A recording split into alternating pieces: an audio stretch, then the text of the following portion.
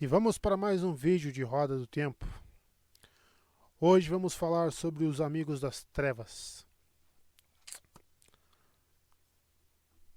Os Amigos das Trevas foi uma organização que se estabeleceu à medida que a influência do Tenebroso foi aumentando na sociedade durante a Segunda Era.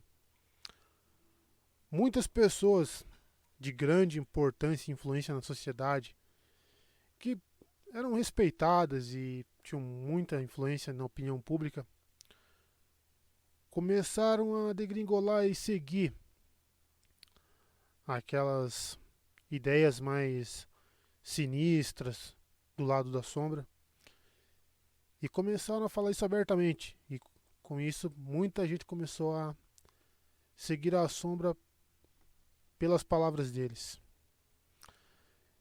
E entre os principais atrativos que eles tinham na época era a promessa da imortalidade e de poder, no caso que a sombra vencesse a guerra contra a luz. Quando a gente fala na Terceira Era, que já é quando transcorre os eventos do livros da Roda do Tempo, o termo Amigos das Trevas está mais relacionado àquelas pessoas que não são capazes de canalizar. Mas na origem do termo, Amigos das Trevas engloba tanto os abandonados, que eram um ranking mais alto, os senhores do medo, e também as Aes Sedai, que juraram lealdade à sombra. No caso das Aes Sedai, depois, quando foi estabelecido a Torre Branca, Tar Valon, surgiu uma facção específica conhecida como a Ágia Negra.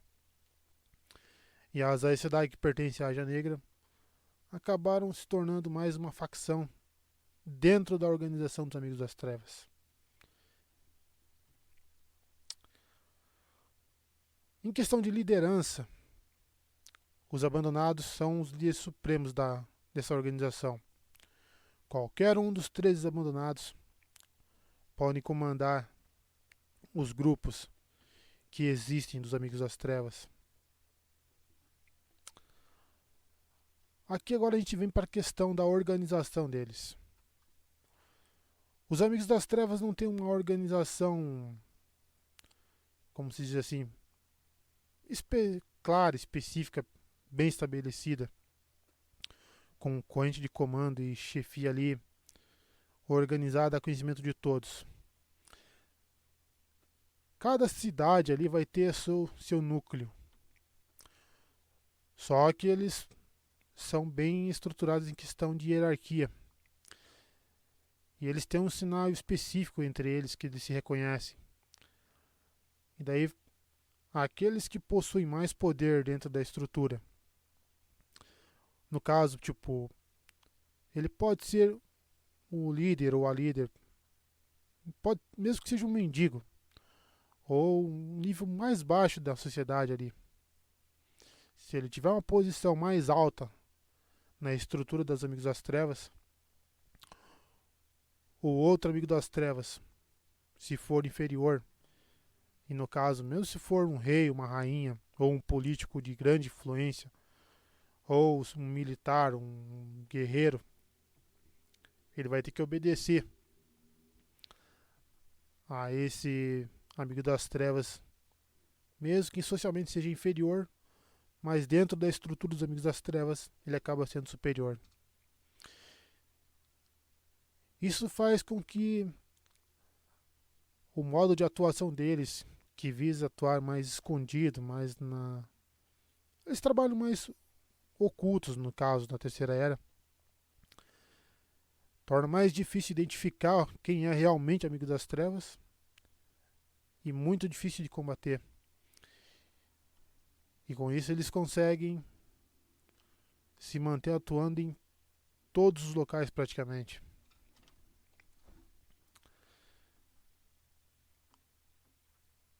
Na questão do recrutamento dos Amigos das Trevas, normalmente eles abordam as pessoas ali que já têm um ponto contra a luz. começa a fazer as críticas à luz e tal. Eles procuram abordar essas pessoas para trazer para o lado deles e fazer juramento à sombra ou juramento ao tenebroso e passar a servir. E depois que você entra na sombra, é praticamente muito difícil você escapar com vida. Porque se você se recusar a seguir ali os ditames de permanecer oculto, não ficar se revelando como se fosse o bambambam do pedaço, se você se recusar e tentar fazer isso, eles mesmos acabam matando. Nos livros a gente conhece apenas 2 personagens que conseguiram fazer isso.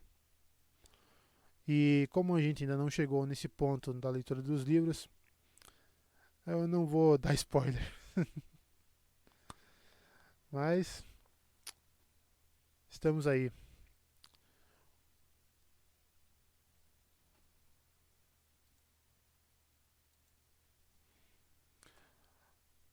Ali, no ponto que a gente já chegou nos livros, que estamos no 8º livro, Caminho das Adagas,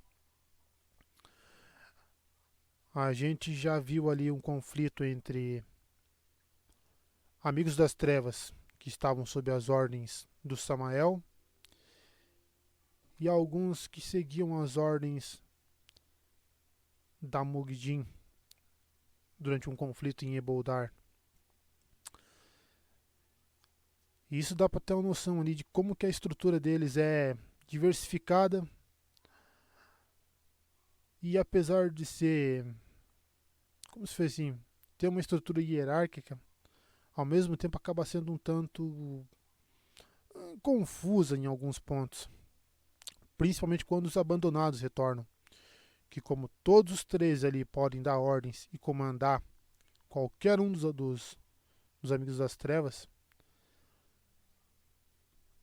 ao conflito das agendas de cada um, que os abandonados entre si acabam brigando. E quando dá essa treta ali de eles mandarem, às vezes, o mesmo Amigos das Trevas, ou o mesmo núcleo de Amigos das Trevas, fazerem coisas diferentes, entre eles mesmos acaba tendo ali uma rixa, uma briga.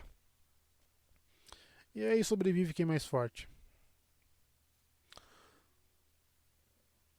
Outro grupo que também pertence aos Amigos das Trevas e que eu ainda não vou abordar aqui porque eles não cheguei nessa parte dos livros. E também não quero dar spoiler do que eu já descobri até agora, né? São os Senhores do Medo. Eles aparecem mais durante a Guerra do Poder e ali durante o período das 10 Nações, durante a Guerra dos Trollocs. Basicamente são pessoas que são capazes de canalizar, mas que não chegaram ao nível dos abandonados. Seriam ali o 2º escalão em ordem de comando, mas que também são considerados Amigos das Trevas. E aí, espero que vocês gostem do vídeo, pessoal. Eu estava querendo fazer uma específica da Guerra do Poder, mas acho que eu vou abordar alguns dos personagens chaves antes, para depois avançar especificamente para a questão da Guerra do Poder. O que significa que a gente tem que percorrer os 13 abandonados, mais o Lewis Terry, e mais uma que agora me escapou o nome no momento. Mas vamos aí. Valeu pela força, muito obrigado. E agora em junho, eu acho que finalmente vamos ter o sorteio do livro aí. Não deu para maio, mas agora em junho a gente vai ter. Muito obrigado pela força e boa noite.